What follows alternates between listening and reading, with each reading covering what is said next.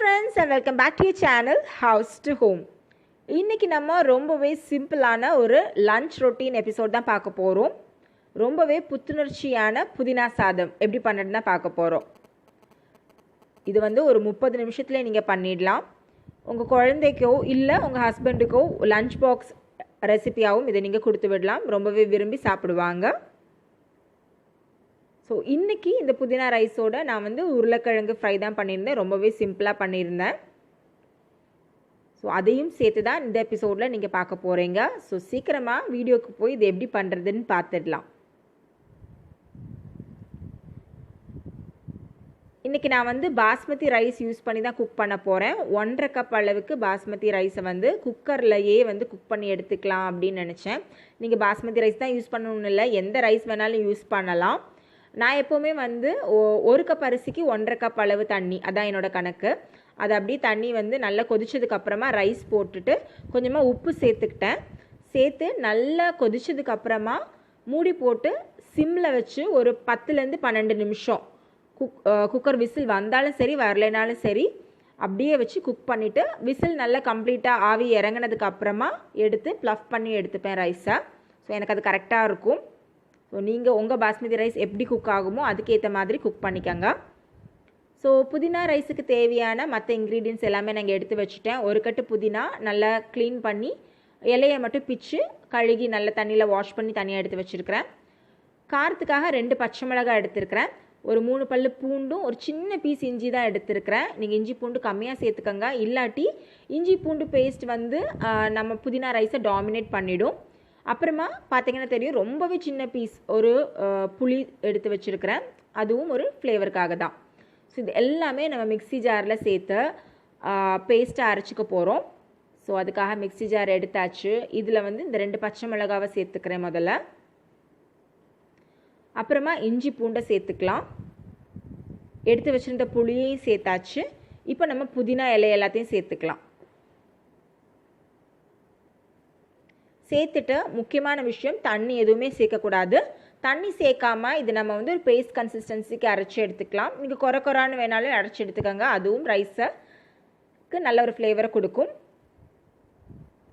So இப்போ இதை அரைச்சிட்டு நான் உங்களுக்கு காட்டுறேன். ஸோ அவ்வளோதான், நம்மளோட புதினா பேஸ்ட் ரெடி ஆகிடுச்சு. பார்த்தீங்கன்னா தெரியும், நான் தண்ணி எதுவுமே சேர்க்காம தான் அரைச்சிருக்கிறேன். இதை வந்து இப்போ தனியாக எடுத்து வச்சுக்கலாம். மீன்வைல் ஒரு தவா வந்து நான் இங்கே ஸ்டவ் மேலே எடுத்து வச்சுட்டேன். அது சூடாகட்டும்.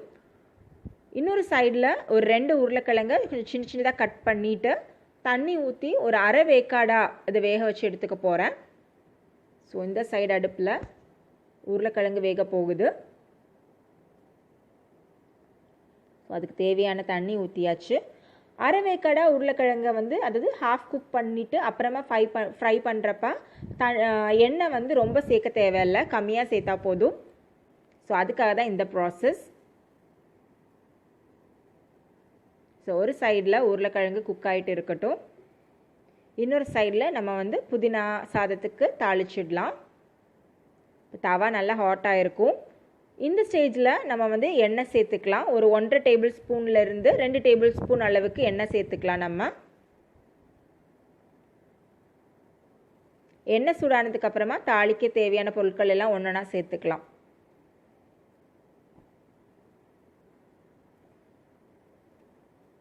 எப்போவுமே இப்போல்லாம் வந்து கடுகு ரொம்ப சின்னதாக கிடைக்குது. இந்த தடவை நான் சூப்பர் மார்க்கெட் போகிறப்ப கொஞ்சம் பெரிய சைஸ் கடுகாக பார்த்தேன்.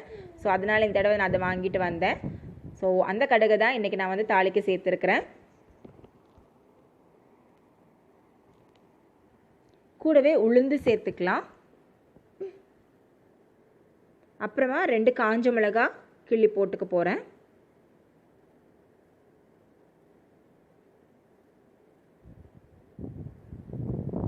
ஸோ உளுந்து கொஞ்சம் செவந்து கடுகெல்லாம் கொஞ்சம் நல்லா வெடித்து வரணும். அது வரைக்கும் நம்ம வெயிட் பண்ணலாம்.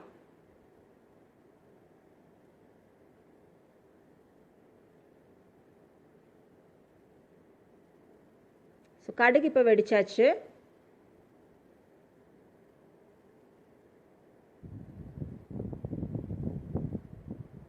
இதோடவே நான் கொஞ்சம் கேஷ்யூ நட்டும் அதுக்கப்புறமா வந்து வேர்க்கடலையும் சேர்த்துக்க போகிறேன்.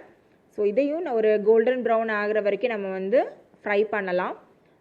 புதினா ரைஸோட நடுவில் இந்த கேஷ்நட்டும் வேர்க்கடலையும் வந்து கடிக்கிறப்ப ரொம்ப நல்லாயிருக்கும். ஸோ அதுக்காக தான் இது. ஸோ மீன்வெயில் ஹர்ஷிகாவும் ஸ்கூல்லேருந்து வந்தாச்சு. ஸோ அதுக்குள்ளே இதை ரெடி பண்ணணும். அண்ட் கேஷ்நட் பார்த்திங்கன்னா இப்போ நல்லா ப்ரௌன் ஆகிடுச்சு ஓரளவுக்கு. ஸோ இந்த ஸ்டேஜில் நம்ம வந்து அரைச்சி வச்சுருந்த புதினா பேஸ்ட்டை சேர்த்துக்கலாம். ஒரு சிலர் தாளிச்சிட்டு அப்புறமா ரைஸ் போட்டு புதினா ரைஸ் செய்வாங்க. அப்படி பண்ணாலும் நல்லா தான் இருக்கும். ஆனால் வந்து ரைஸோட கலர் வந்து ஒரு மாதிரி ப்ரௌன் ஆன மாதிரி இருக்கும். பட் இப்படி பண்ணுறப்ப இன்னும் நல்லா ஃப்ளேவர்ஃபுல்லாக இருக்கும். இப்போ நம்ம புதினா பேஸ்ட்டை கம்ப்ளீட்டாக சேர்த்துட்டு ஒரு 2 நிமிஷம் சிம்மில் வச்சு நம்ம வந்து இதை வதக்கணும். அதோட தண்ணி எதுவுமே இருக்கக்கூடாது. நல்லா ட்ரை ஆகிற வரைக்கும் நம்ம வந்து இதை வதக்கிக்கலாம்.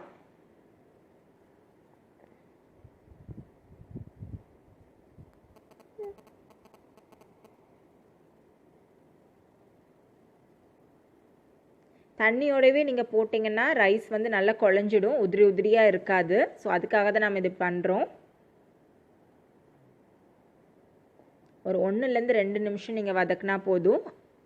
நம்ம சேர்த்த இந்த பேஸ்ட்டு எல்லாமே நல்ல ட்ரை ஆகிடும்.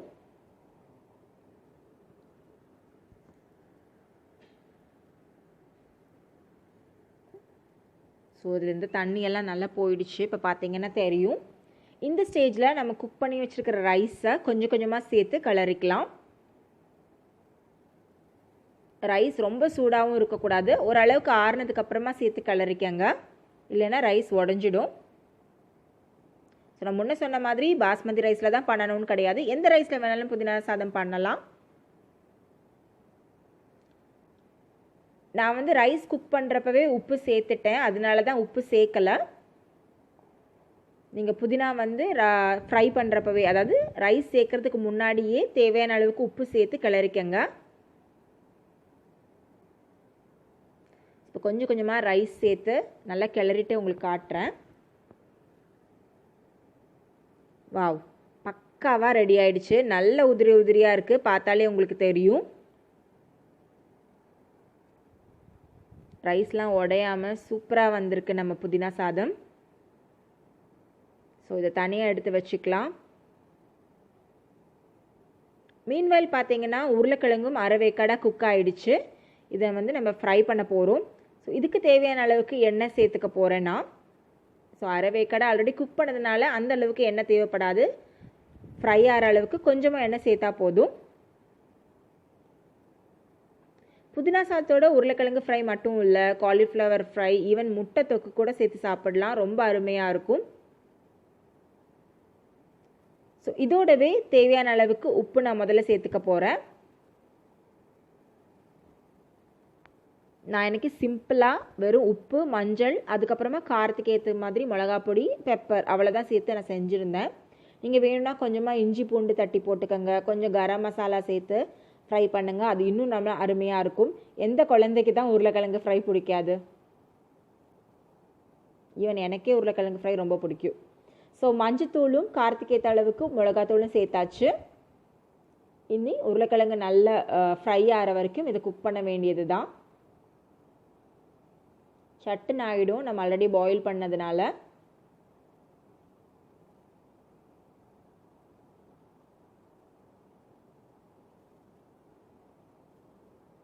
ஸோ சிம்மில் வச்சு அப்படியே குக் பண்ணிடலாம். இப்போ பார்த்தீங்கன்னா தெரியும், உருளைக்கிழங்கு நல்லா ட்ரை ஆகிடுச்சு, சூப்பராக குக் ஆகிடுச்சு. ஸோ இது ஆஃப் பண்ணுற ஸ்டேஜில் நான் தேவையான அளவுக்கு கொஞ்சமாக பெப்பர் பவுடர் சேர்த்துக்கிறேன். இன்னும் நீங்கள் 5 மினிட்ஸ் குக் பண்ணிங்கன்னா உருளைக்கிழங்கு நல்ல கிறிஸ்பியாகவே கிடைக்கும் உங்களுக்கு, நல்ல மொறுமொறுன்னு ஆகிடும். பட் நான் அந்த அளவுக்கு ஆக விடல, நான் இந்த ஸ்டேஜ்லேயே வந்து ஆஃப் பண்ணி எடுத்து வச்சுக்க போகிறேன். பெப்பர் சேர்த்ததுக்கப்புறமா ஒரு தடவை நல்லா கிளறி விட்டுக்கலாம். ஸோ அவ்வளோதான், நம்ம உருளைக்கிழங்கு ஃப்ரையும் ரெடி ஆகிடுச்சு. ஸோ கண்டிப்பாக இந்த புதினா ரைஸையும் உருளைக்கிழங்கு ஃப்ரையையும் இந்த காம்பினேஷனோடு நீங்கள் வந்து இதை ட்ரை பண்ணி பாருங்கள். ட்ரை பண்ணிவிட்டு உங்களோட ரிவ்யூஸ், கமெண்ட்ஸ் எதுவாக இருந்தாலும் மறக்காமல் என் கூட ஷேர் பண்ணுங்கள். உங்களுக்கு எந்த காம்பினேஷனில் புதினா ரைஸோடு சாப்பிட பிடிக்குங்கிறதையும் என் கூட ஷேர் பண்ணுங்கள். மறுபடியும் ஒரு டேஸ்டியான ரெசிபி இல்லைன்னா வேறு ஏதாவது ஒரு இன்ட்ரெஸ்டிங்கான எபிசோடோடு உங்களெல்லாம் நான் சந்திக்கிறேன். தேங்க்ஸ் ஃபார் வாட்சிங் ஹவுஸ் டு ஹோம்.